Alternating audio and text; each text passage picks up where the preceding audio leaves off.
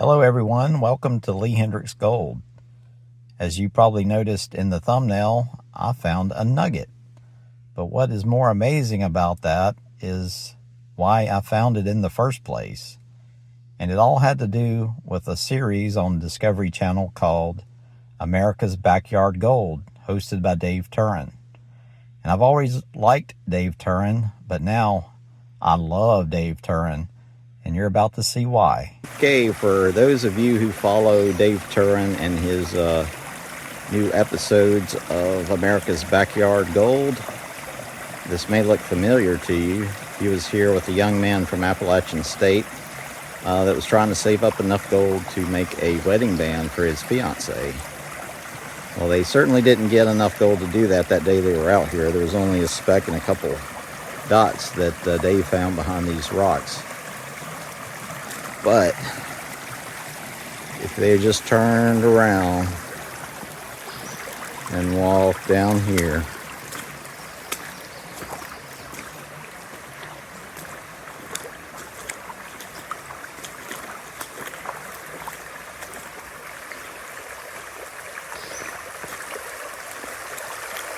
maybe they wouldn't have had to go down to that river.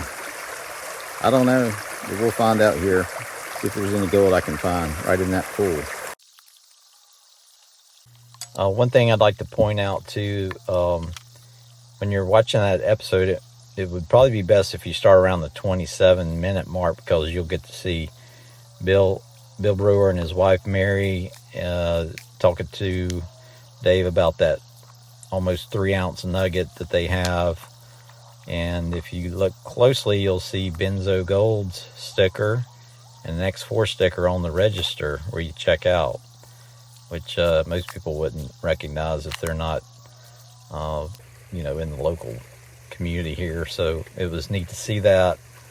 And I hate to say it, but Dave and Ed, they were kind of set up for failure. They were brought down during, drought season. They didn't have water to run a sluice, and they didn't even tell Dave he wasn't supposed to be digging into the bank. So don't take that as a green light to be digging in the banks down in Uwharrie. You'll get a stern warning if you don't get kicked out for that. So don't do that. Just like John, I started getting into gold prospecting from watching Gold Rush. And one of the major players on that show is Dave Turin. And Dave brought a lot of expertise and knowledge about mining. He was originally, I think, working at a quarry before he got into looking for gold with the Hoffmans. And he brought a knowledge base that they didn't have. And he was really good at organizing that whole operation.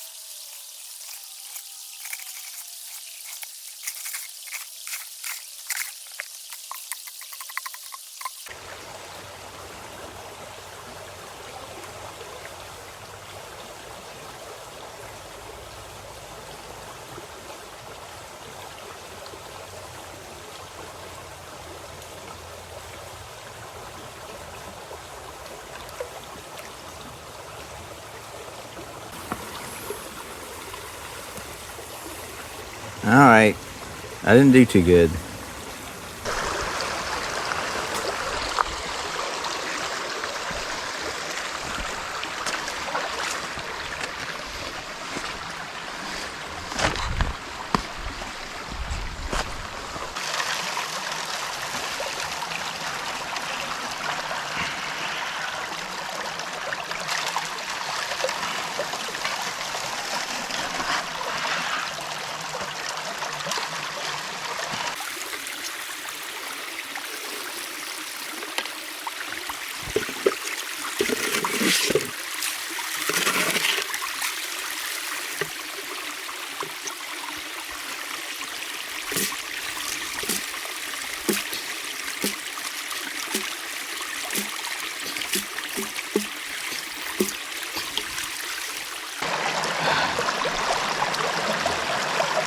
I didn't see a lot of gold go down through there, so I don't think it was the water flow.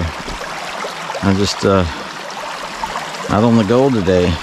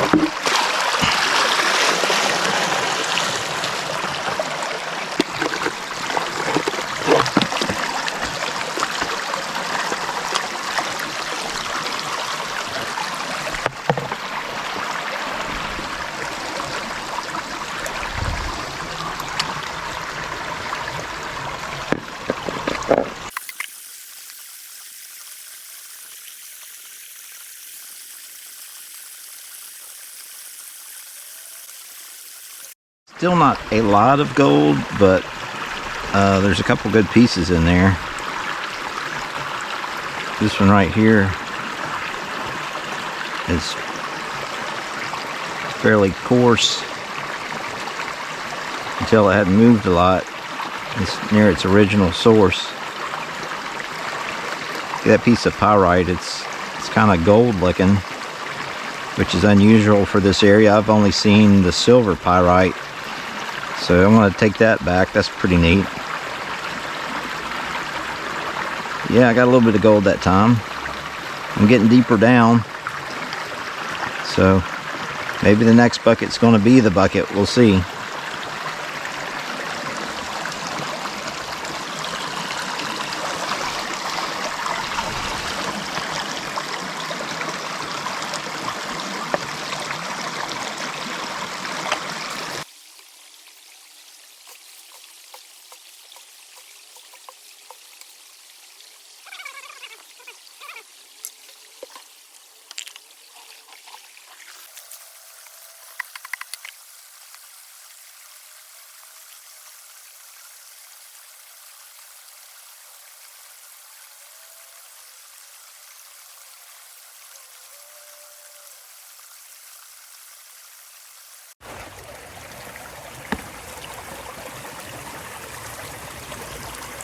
I'm still not getting what I'd hoped for today, but every little bit counts.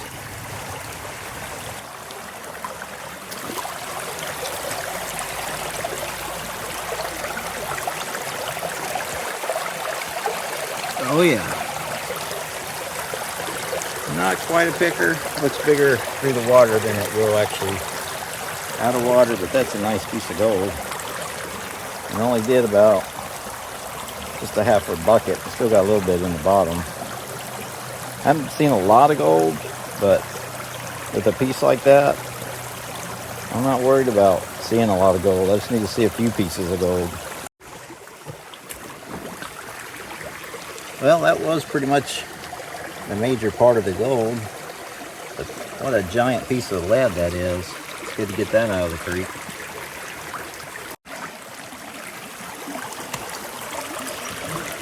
Can you guys believe that? That's a big piece of gold. I bet that's going to be the biggest piece of gold I've gotten out of, well, anywhere. That may rival even John's. Well, his was one gram. I think that's probably half a gram at least. What's really weird about that is I didn't see that in the sluice going down. It didn't even stop. I don't know if maybe I shoveled it forward and it didn't stop or something, but normally a piece that big would have stopped on the very front and not moved. It's got some weight to it. Listen to this. I had a 0.3, is it 0.34, 0.33? And I believe this is going to beat it because it's thicker.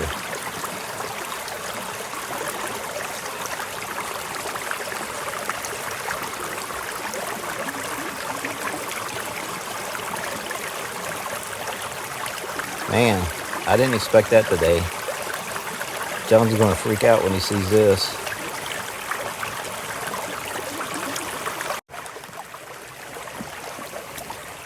Here's the 6th bucket, and when I say bucket, I'm talking about a half-full bucket. So it's not bad, but I probably should have quit on that nugget. But my goal was to do 7 buckets, and I'm going to do that and then pack up and leave. Well, I might as well have gone home after 6, but there's 7. There's not much in there. I'll be honest, I was digging some loose stuff just to get this done, but I had a great day. After 5 buckets, I had a great day.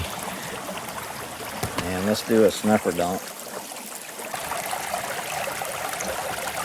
So that's the snuffer dump, and I'll be honest, if it wasn't for that big piece right there, this would have been a pretty so-so day.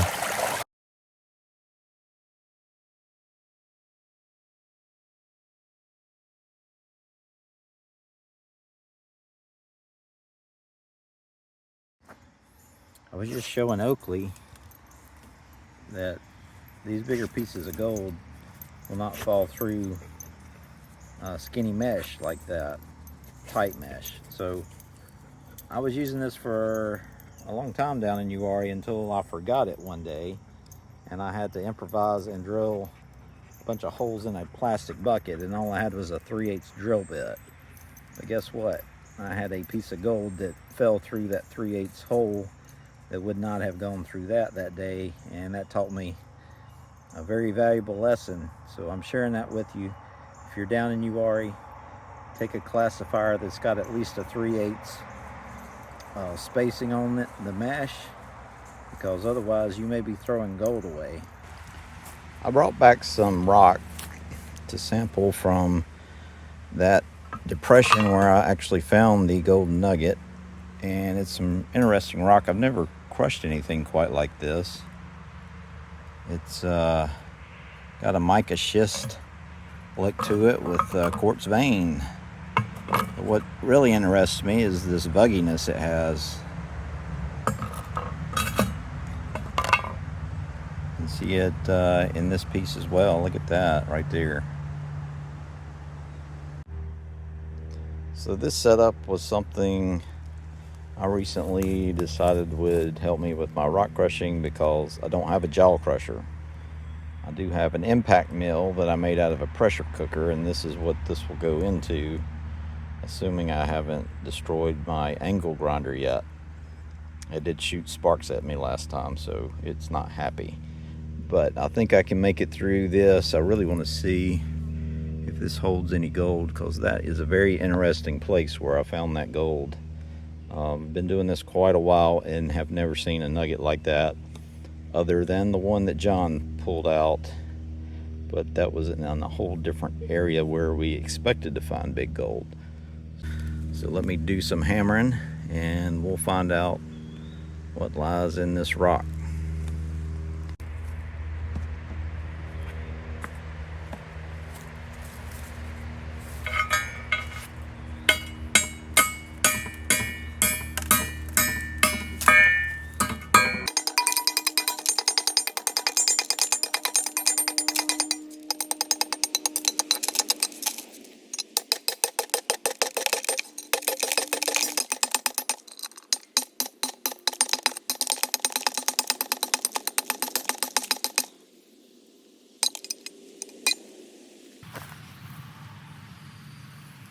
It's possibly iron pyrite. I can't tell if that's schist or... I believe it's iron pyrite right there.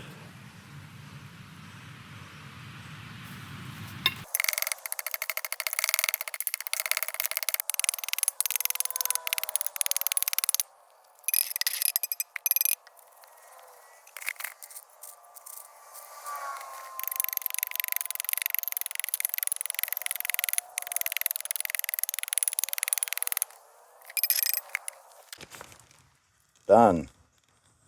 Let's go crush this. I just cleaned out the crusher.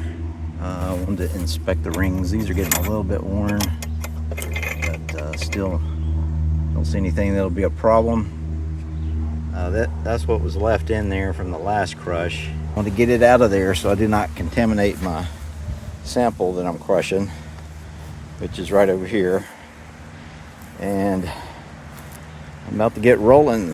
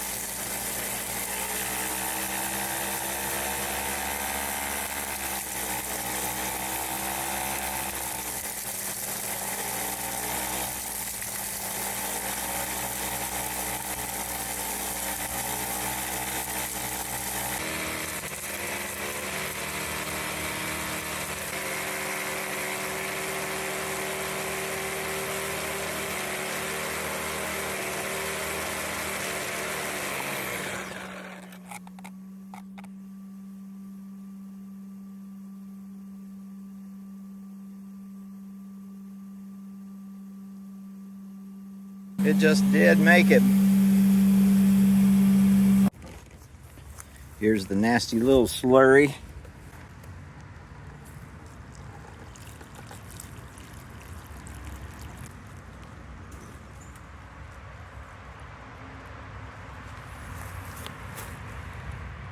That stuff on the bottom, it's thick.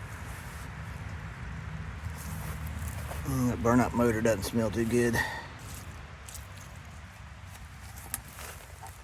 So what I'm going to do is rinse this out several times just to get the minerals and stuff that cloud the water out of that, so I can see it better as I'm panning. And as soon as I'm done with that, I'll show you guys how it works. Here's my material after rinsing it several times. It's a nice grayish speckled color. I'd make a nice beach.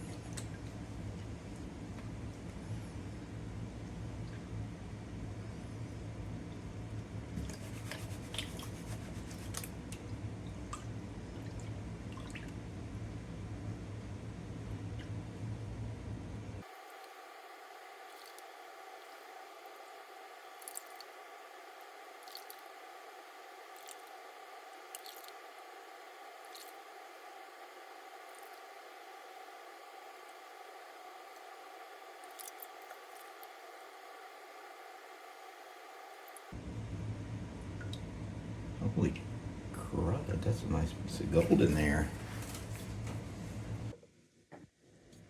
Let me show you. Look at that. Not just one, but two specks. I panned some more of the heavies out, and it just looks to be two pieces of gold. But they're pretty good sized pieces. Here is regular size, so you can see they still show up even without magnification.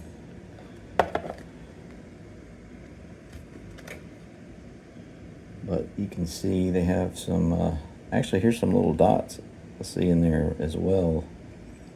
Right next to that big one, there's a yellow speck. I believe there is one mixed in with the black sands too, right in there. And it's not really black sand, it's metal shavings off the rings and the inside of the pressure cooker. But yeah, I see some more gold in there. All right, guys. I think I was conservative in saying this was a half gram, but I have no idea what it's going to weigh. So here we go.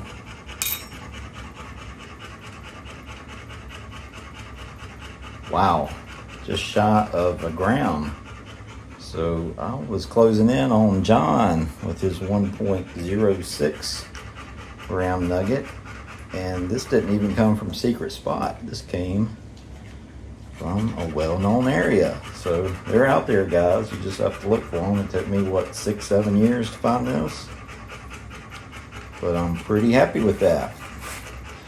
But let's also add the weight of the smaller gold I got that day. So the 0.98 nugget plus what I got that day with it.